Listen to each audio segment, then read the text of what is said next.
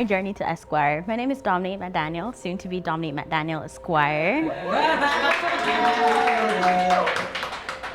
So who am I? I'm an international student from Jamaica, if it's not obvious by the pins or the accent. I went to USF. I was an international student at USF. That's where I started my journey in the US. I graduated summa cum laude with a double major in psychology and criminology. USF was much different from Stetson. USF had a lot of international students, so the first time I actually interacted with Americans was Stetson, and I was very overwhelmed. When I got to Stetson and we did orientation, they said, "We're so proud, we have so much diversity. We actually have 6 international students, 1 from Jamaica and 3 from Canada." In my brain, I was like, Canada is international? I am an explorer, a lover of life. My parents and my family's wildest dreams. I'm the first in my family to study abroad. I'm the first to do law school. They don't know how to help me most times. They don't know anything about America. They don't know anything about law.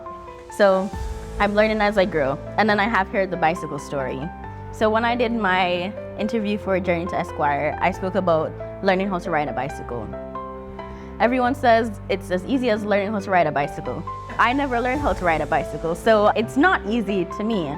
But sometime last year, I decided I was going to buy a $100 bicycle and I was going to figure it out. For some reason, I had convinced myself I already knew how to ride a bicycle as a child, and I was like, it's easy. Everyone says it's as easy as learning to ride a bicycle. So eventually, after a week or so of falling and failing and my neighbors laughing, but I'll never see them. They don't know my name. They don't know anything about me. I called my father and I was like, did I not ride a bike as a child growing up? And he's like, yeah, you did, but it had training wheels. We never took them off. So, you know, sometimes you fall, but you get back up. That's the important thing. And then, of course, I have Legally Blonde there. You must always have faith in people, and most importantly, you must always have faith in yourself. So, Legally Blonde is why I chose law school, or why law school chose me. The cute story I tell is I was 4 or 5. Legally Blonde was on TV. I really love dogs as well. She had her cute outfits and her little tiny dog, and I pointed and I was like, I want to do that. And I met the cute outfits and the dog. And my parents were like, oh, you want to be a lawyer? And they've been pushing me in that direction ever since. And I have the good and the bad. The bad was when I was a teenager, I was like, there's no freedom, I didn't explore anything else. They're like, this is where you're going, this is where we're pushing you. But then when I spoke to my mom, she was like, if not law, then what? What's your other alternative? Because as I said before, I'm my family and my parents' wildest dreams.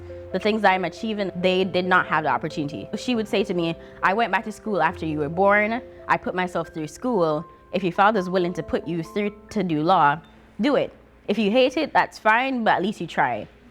That was the bad, because I felt like I was trapped. The good is, when I got to USF and then eventually Stetson, I was like, this actually might be it.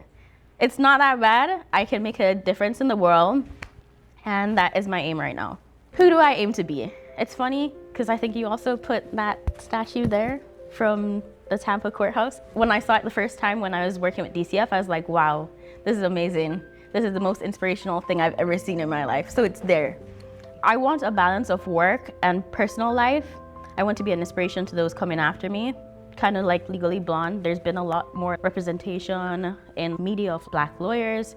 Every time there's a movie or show, my parents will send it to me and be like, this is you. I want to be an ethical and efficient lawyer, and I'm working on that right now. So why did I join Journey to Esquire? I feel comfortable using legal jargon in my everyday life. That's not true. When I started law school, I was so confused. So the accent, Americans also have an accent to me. Lexus. And I was like, I didn't know we needed to have a specific type of car to do law school. No one told me this beforehand, and they kept saying things, and I was like, no clue, but I'll write it down, and later on, I'll Google it. Journey to Esquire has made me more comfortable with legal jargon, even though we don't need to do legalese. I joined Journey to Esquire because of Glenna St. Fort. She was class of 2024. She told me that it would be a place where I'd get mentorship, where I'd have community, and I'd learn different things through the modules, especially at that time I was expressing interest in like clerkships. She's like, that's where you should go. Mentorship has been the best thing law school has ever given me. Since my family's back home, when I call them, they just want to talk about what they see in the movies, and it's not very helpful. Having someone who's already been through the process has been so helpful, whether it's them being like, no, you're not doing too little, no, you're probably doing too much, just having that balance there, and support. While my main team is home, I've created a very good support system here. Next slide. My journey so far. So I'm actually just going to do what has been going on in Journey to Esquire.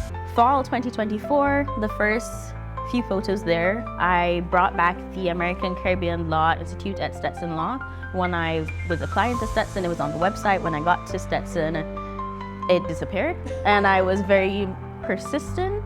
I think I was annoying, but I was very persistent to Dean Wilson. I was like, I want this.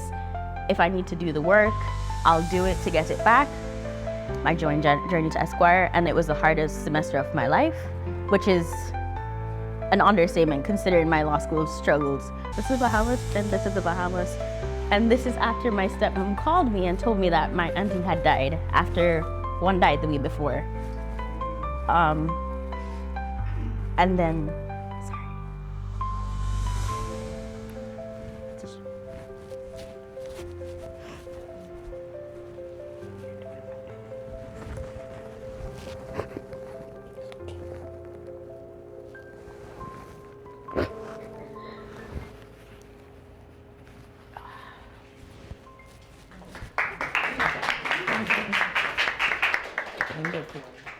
a brief intermission, I'm so sorry.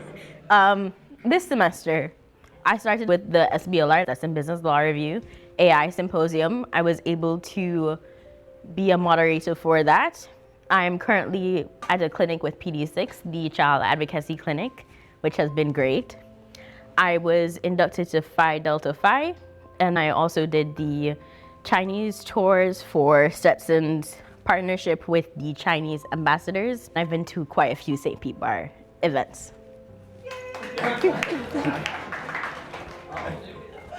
Yeah. So John East is actually my mentor from St. Pete Bar. Journey to Esquire has given me amazing mentors, support, and so many networking opportunities. So my postgraduate plans to be announced. It's still trying to figure it out. I'm going to be a future lawyer. I know that for sure.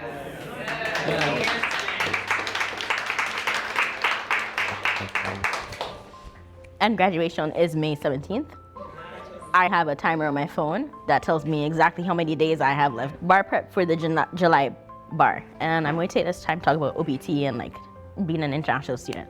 So right now, a lot of people are impressed by me, but unfortunately, well, not unfortunate, it's not a bad thing. I'm an international student in a political climate that's not very open to international students.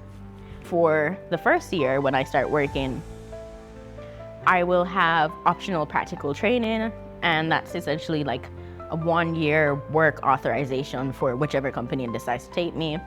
And then after that, I probably will need sponsorship. It sounds scary, but I promise I'm worth it.